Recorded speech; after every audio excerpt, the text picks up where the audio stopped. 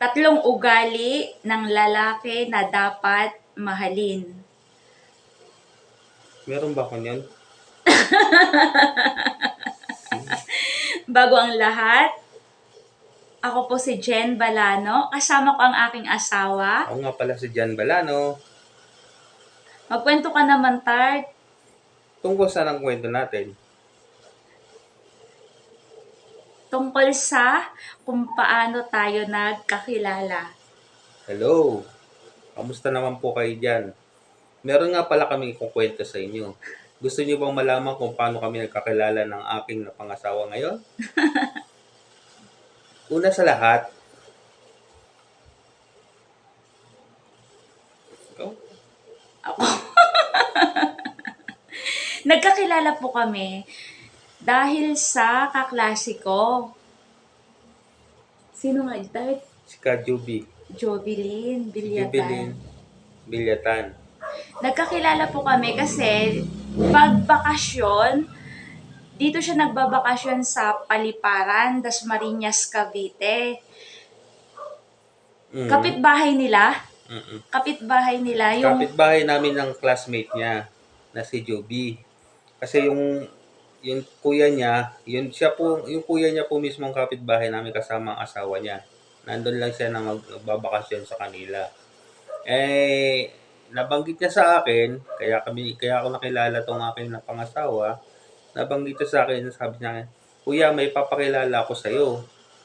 "Sino?" "Ka-classmate ko. Ano mo rin," sabi niya, "religion mo rin."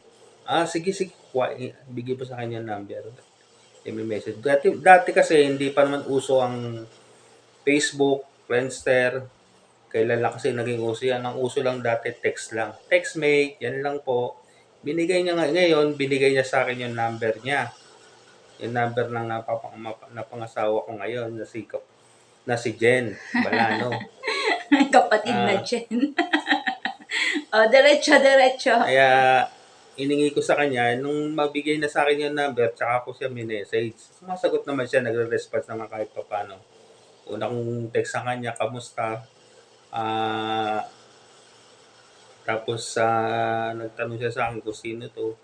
Sabi ko naman na ako pala binigay lang sa akin yung number. Hindi ko natanda yan, Tart, Binigay lang sa akin yung number ng naging classmate mo. Kilala mo ba si Juby?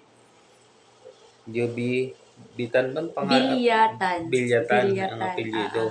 Wala talagang sinama pa natin si Jobs. Si Jobs, yan ang dahilan kung siyang tulay namin kaya nagkakilala kami. Nagre-respond naman siya. Ano ba mga nire-respond mo sa akin yun, no? And then, natatandaan ko, Tart, ang lagi mong text sa akin ay, kumusta? Lagi na lang, kumusta? Kumain ka na ba? Yan lang madalas contest kasi mahihain din naman ako mag-message. Yan lang naman. Pero nakapag-usap din kami kahit paano, nagtatanungan ano yun hanggang sa minsan nagkakwentuhan na rin kami kung ano mga kwento namin tungkol sa buhay-buhay, ganyan-ganyan. Anong taon yan, Tart? Mga 2002. Ganyan, 2002 yan. Nag-aaral pa Nagkakilala ako. kami niyan, nag-aaral pa siya niyan. Ako naman naka-graduate na rin naman, 2000 kasi ako graduate. Nag-aaral pa rin ako niyan sa college. Ang graduate ko ng college ay 2002. Hindi niya na matandaan. Hindi na matandaan eh. Hindi niya na matandaan. Balik tayo, Tart. Okay ka na? Okay na yung kwento mo. Sige, balik tayo sa tatlong ugali ng lalaking dapat mahalin. Tulungan mo ako, Tart, ha? Number 1, may respeto sa magulang. Meron ba ako respeto? Yeah. Meron. Pangalawa, tanggap ka maging sino ka man. Maging sino ka man. Pangatlo, may takot sa Diyos. Ano, Tart? Yun. Nasa akin ba lahat ng ugaling yan? Yes. Kaya pala niya ako nagustuhan kasi nasa akin lahat ng ugaling yan. I love you. Nagkakilala kami niyan at nag-umpisa lang kami sa message.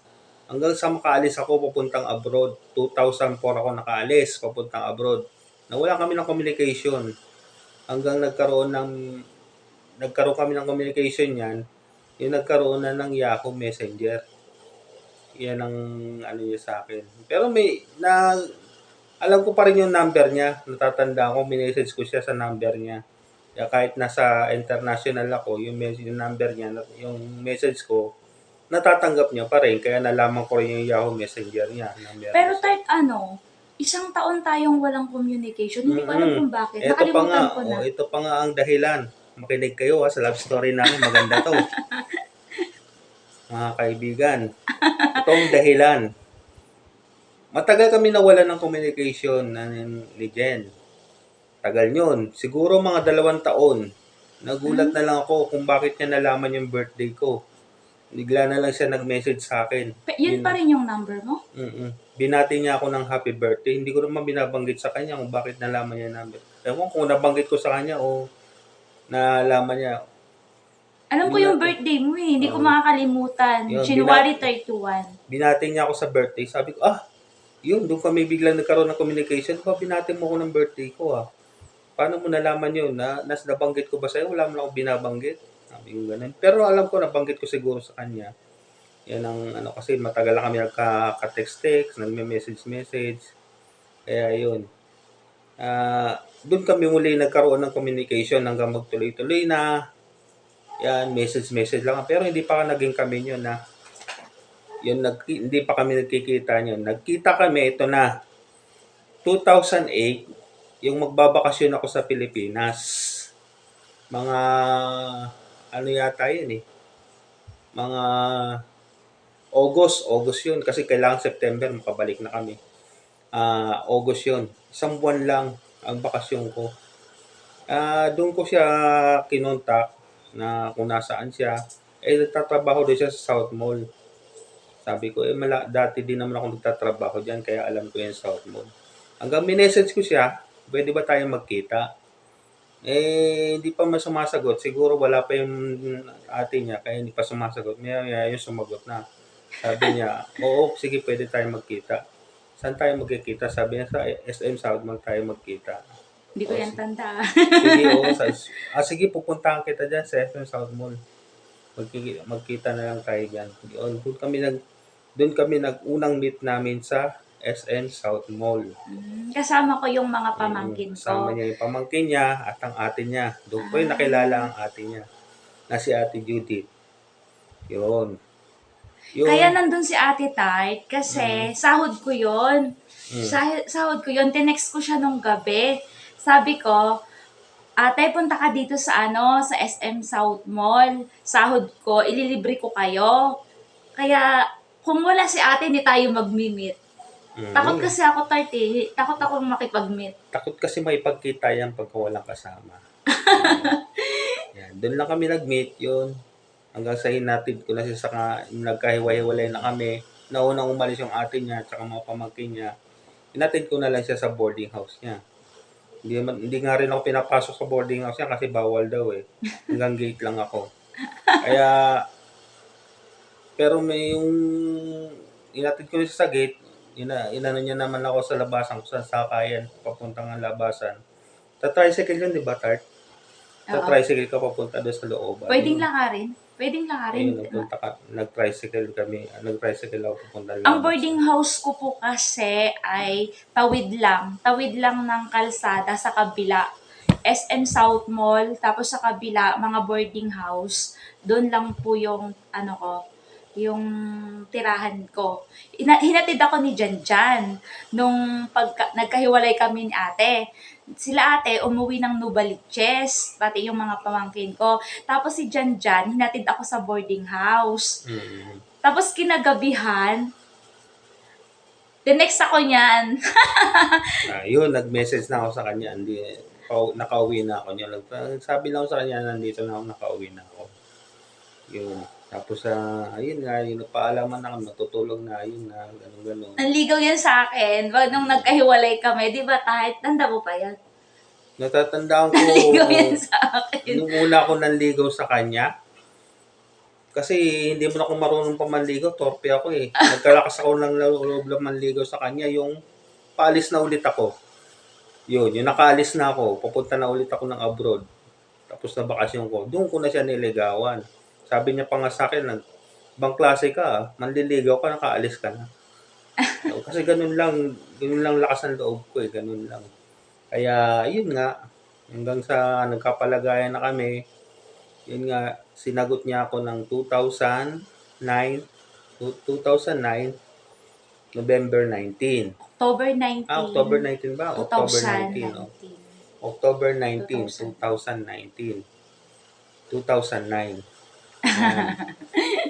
Kaya, doon niya ako sinagot. Yun, tuwa ako yun. Nasa abroad pa ako yun. Kaya yung pagdating ng 2010, 2011, yun, ang uwi ko ulit, bakasyon ko ulit. Kasi kada 2 years lang ang bakasyon ko eh.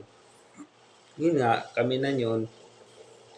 Kapalagayan na kami ng loob hanggang sa magtagal-tagal, ganun-ganun na nga. Ang tagal namin bago naging kami mag-asawa. Himala. Kala nga namin hindi kami magkakatuluyan eh. Pinagkaloob pa rin sa amin na kami magkatuluyan. Siguro baka kami sa isa't isa. Kaya hanggang dyan muna ang video ko. Ang video namin mag-asawa. Wait lang tayo. Ang bahay Oo. at kayamanan ay minamana sa magulang. Hmm. Pero ang mabait na asawa Ay galing kaloob ng sa Panginoon Yun. Oo. Kaya tutuloy muna namin to sa susunod na video. Bye-bye Thank po. you. Ingat po palagi. Salamat po. Salamat.